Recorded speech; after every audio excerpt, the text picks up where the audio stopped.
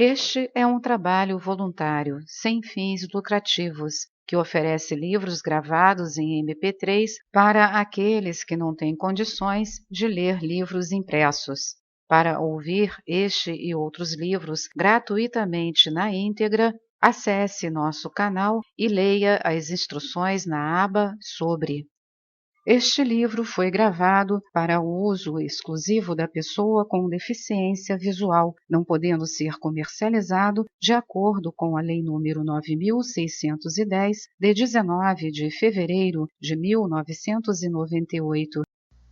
No primeiro raio, é típico esse amor pela concentração. Quando a isso se acrescenta uma reflexão profunda, constante, sobre a própria meta espiritual, a energia da vontade-poder flui de maneira mais fácil e simples. Evidentemente, a persistência e a tenacidade fazem parte ativa desse processo. Retomando aquele navio simbólico para um exame mais profundo, vemos que o leme representa a mente, que devemos aprender a conduzi-lo e colocá-lo na correta sintonia. Ao se girar o leme, o navio muda de rumo. A mente precisa, pois, ser colocada na exata posição a fim de que o navio chegue ao porto.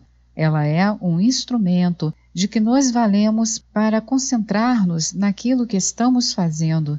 Diversamente, a vontade não é a mente, nem o homem que está ao leme. A vontade vem de outro nível, mais profundo. Consequentemente, não são os fatos externos da vida que determinam a qualidade da vontade, nem o que ela irá fazer. O que importa é a atitude diante do leme, desidentificada do navio, do mar, da chuva e de todas as demais circunstâncias. Também o desejo deve ser educado e canalizado para que tudo possa ocorrer segundo o plano evolutivo. Nesse processo, o desejo não é mais deixado em função de si mesmo, pois ele não leva à meta. Quando satisfeito em termos humanos, volta sempre mais forte, pedindo algo mais, exigindo maior esforço para ser contentado. Existe apenas a ilusão momentânea da satisfação. O desejo manifesta-se por meio do querer e do esforço humanos e pode emergir no navio inteiro. Já a vontade vem de outra fonte, refletindo-se na mente. Por conseguinte, enquanto o homem não estiver mentalmente polarizado, a energia da vontade-poder não flui livremente por seu intermédio, havendo apenas reflexos dela no plano mental. A vontade perspassa aquele que está com a mão ao leme, entregue, sem qualquer esforço e aparentemente sem fazer nada. Todavia, é necessária uma mente educada para se conhecer e se penetrar na realidade dessa energia. Quando estamos sob a ação de outros raios, frequentemente não somos nós que pensamos, mas é a mente que pensa por nós, que nos pensa.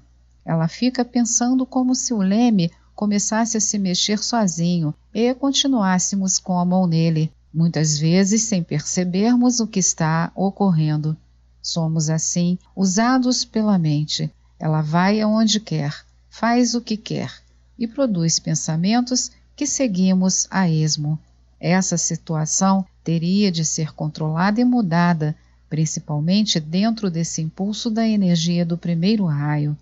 Percebemos então que, em geral, a mente tem uma ação autônoma. Ela tende a se desorganizar, a ter vários movimentos simultâneos e a saltar de um lado para outro. Além disso, ela é influenciável, alterando-se por qualquer acontecimento externo. Esse é o material que, em princípio, temos em mãos quando estamos figurativamente em alto mar. Algo que tende a se mover por conta própria, de modo automático e desorganizado, e que é profundamente sensível àquilo que vem de fora. É pela concentração da mente que a vontade se torna consciente e atuante em nós. Todavia, como lidar com a mente, esse instrumento que apresenta tantas dificuldades para se concentrar? Se o indivíduo for uma alma de primeiro raio, ou se tiver essa energia na mente, ao decidir praticar algum exercício de disciplina que o leve ao silêncio interior, cada pensamento que lhe vem no momento de concentração é jogado longe, expulso com tal força que não retorna mais.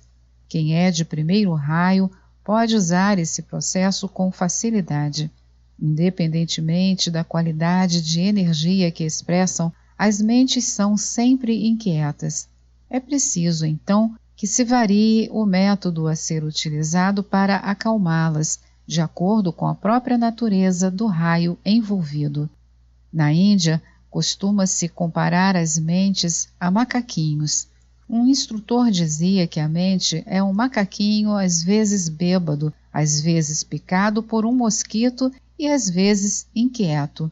Expulsar com violência os pensamentos indesejáveis não é repressão ou fuga, dependendo da energia empregada. Se usarmos, por exemplo, uma energia de menor potência ou decisão que a do primeiro raio, o efeito poderá ser reverso, pois todo o material expulso retornará mais forte do que antes. Vemos então que com a vontade e poder, o indivíduo chega ao aquietamento por meio da expulsão decidida dos obstáculos. Há, no entanto, uma segunda forma, também de primeiro raio, para lidar com os pensamentos intrusos. Cada vez que o macaquinho começar a saltar, olha-se para ele imparcialmente e, em seguida, retorna-se ao objeto de concentração, ou seja, para dentro de si. Essa técnica, além de mais lenta do que a primeira, deve ser repetida durante alguns minutos de trabalho. Trata-se, contudo, de um método simples, sem maiores dificuldades. Quando o pensamento intruso surge, é retirada dele a atenção, voltando-se para o centro do ser.